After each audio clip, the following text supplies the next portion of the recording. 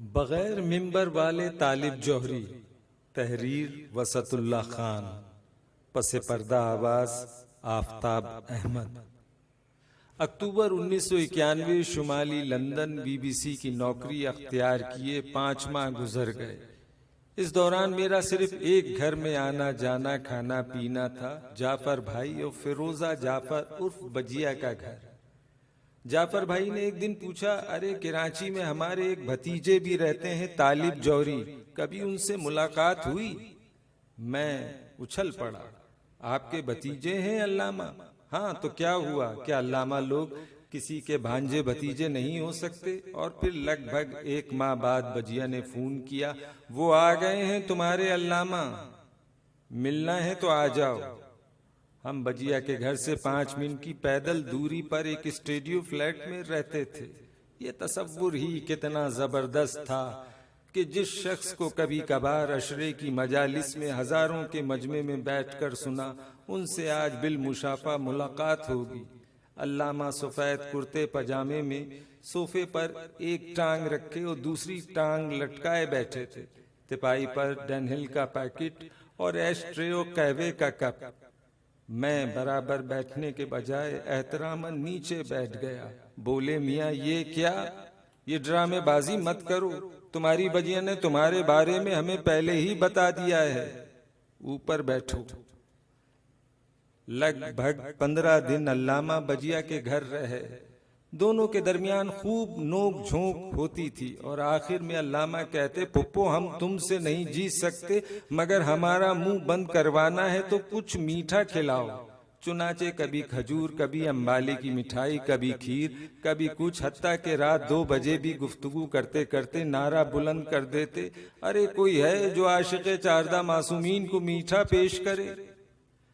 دوسرا یا تیسرا دن ہوگا جب ہم حاضری بھرے بیٹھے تھے، کہنے لگے، میاں دنیا کے ہی ہو یا دین وین سے بھی کچھ دلچسپی ہے؟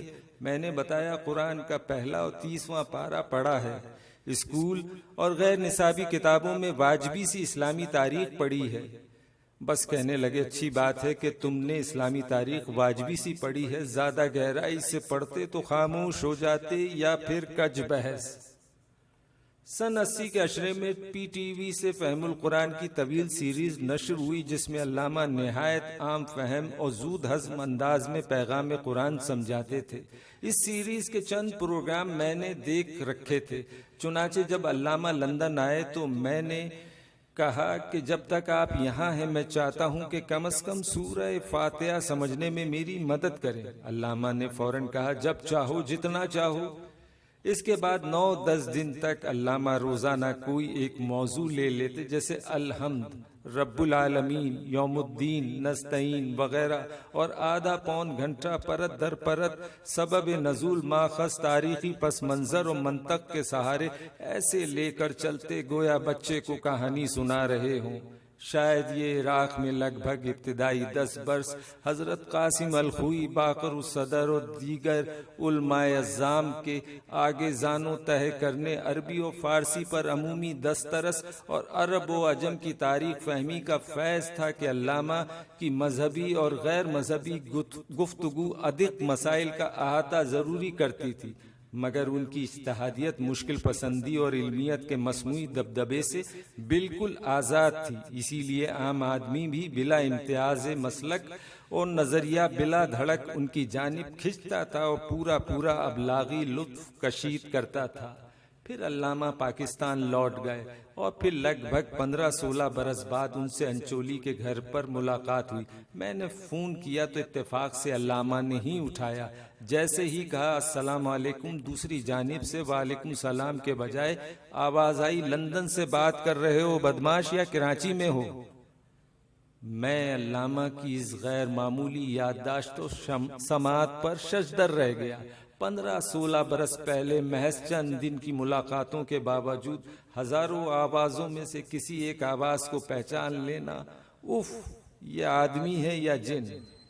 اس کے بعد ہر 5-6 ماہ بعد حاضری ہو جاتی نیچے عشاء کے بعد سے فجر تک کھلی کچہری، جس میں ہر طرح کے موضوع سے لدا پھندا شخص ہر طرح کے کھانے پینے کی اشیاء لا رہا ہے۔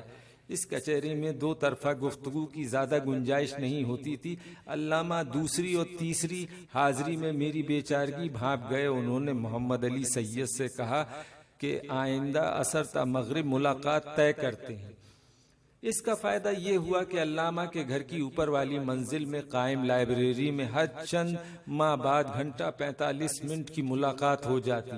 لائبریری کی ہزاروں کتابوں سے ہر کتاب علامہ کی انگلیاں پہچانتی تھیں، چنانچہ انہیں کسی بھی ریفرنس کے لیے کوئی بھی کتاب نکالنے میں زیادہ سے زیادہ 2 منٹ لگتے تھے۔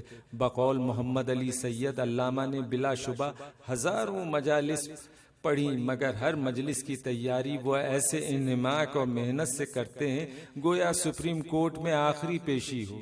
لائبریری میں علامہ خود کو بیرونی دنیا سے محفوظ سمجھتے تھے۔ انہیں طرح طرح کے قہوے اور کھجوریں کھانے اور کھلانے کا شوق تھا۔ ہر طرح کے قہوے اور کھجوروں کی تاریخ بھی ساتھ ساتھ بتاتے جاتے۔ کہتے تھے میرا بس چلے تو کھجوروں اور قہووں کی اقسام کا ایک پورا عجائب گھر بناؤں۔ علامہ چونکہ اکثر مداحوں میں گھرے رہتے تھے، لہٰذا کبھی کبھار وہ ان معمولات کو توڑ کر لانگ ڈرائیو یا پرندوں کے مشاہدے کے لیے نکل کھڑے ہوتے۔ کسی بھی دور دراز سڑک سے ہٹے ہوئے چارپائی ہوٹل پر بیٹھ کر بہت خوش ہوتے جہاں انہیں کوئی پہچاننے والا نہ ہو۔ رفتہ رفتہ علامہ کی فراغ دلی جرت سوال کی عادت بڑھاتی چلی گئی۔ ایک بار میں نے اچانک پوچھ لیا کہ علامہ، میں نے آپ کی بہت زیادہ مجالس تو نہیں سنی، البتہ جتنی بھی سنی ہیں وہ تبرے سے پاک ہوتی ہیں۔ فرمایا، جب باورچی کام میں کچا ہو تو اسے اپنی فنی خامیاں چھپانے کے لیے مسالہ تیز رکھنا پڑتا ہے۔ میری تو یہی سمجھ میں نہیں آتا جو موضوع شروع کیا ہے وہ سمیٹوں کیسے، لہٰذا دھیان کبھی خواہ مخواہ کی باتوں کی جانب پھٹکتا بھی نہیں۔ امید ہے کہ آپ کی تشفی ہو گئی ہوگی۔ سیاست پر بہت کم یا تمثیلی انداز میں گفتگو کرتے۔ ایک بار ایران سے ہو کر آئے اور طلب فرما لیا، تفصیل سے سفر کا احوال بتاتے رہے۔ میں نے درمیان میں پوچھا کہ آج کل وہاں کرپشن کے خلاف مظاہرے ہو رہے ہیں، آپ کا کیا تاثر ہے؟ کہنے لگے، اس بار جب میں تہران سے قم جا رہا تھا تو ٹیکسی والا میرا جبہ امامہ دیکھ کر خاصا چپ رہا، مگر جب میں نے اس کی روزمرہ زندگی کریدنی شروع کی تو کھلتا چلا گیا۔ کہنے لگا، آغا یہ بتائیے کہ آپ نے یہ جو جبہ پہنا ہے اس میں کتنی جیبیں ہیں؟ میں نے کہا 2۔ کہنے لگا، آغا یہاں تو ہر جبے میں جیبیں ہی جیبیں ہیں اور بھرتی ہی نہیں۔ اب تم ڈرائیور کی اس قصے سے جو چاہے اپنا صحافیانہ مطلب نکال لو۔ علامہ علوم قرآنی پر تو ملکہ رکھتے ہی تھے، مگر نہ خود زاہد خوش تھے نہ ہی زاہدان خوش کی ہمراہی میں خوش رہتے تھے۔ ان کی شرارت آمیز خوش دلی اور حس جمالیت ہمیشہ توانا و تر و تازہ رہی۔ بطور گواہی 3 شعری مجموعے، حرف نمو، پس آفاق اور شاخ صدا بھی پسماندگان میں چھوڑے۔ اول علم فقط ایک نقطہ تھا، آخر جہل بنا تعویلوں سے۔ جسم کی خیمہ گاہ میں کتنے ہمزادوں کا ڈیرا تھا، ایک اکیلی روح کہاں تک ان میں بسر اوقات کرے۔ وحشت دل پر صبر کا نسخہ سب نے ہی تجویز کیا، جب پرکھا تو نسخہ لکھنے والے ہی بیمار ملے۔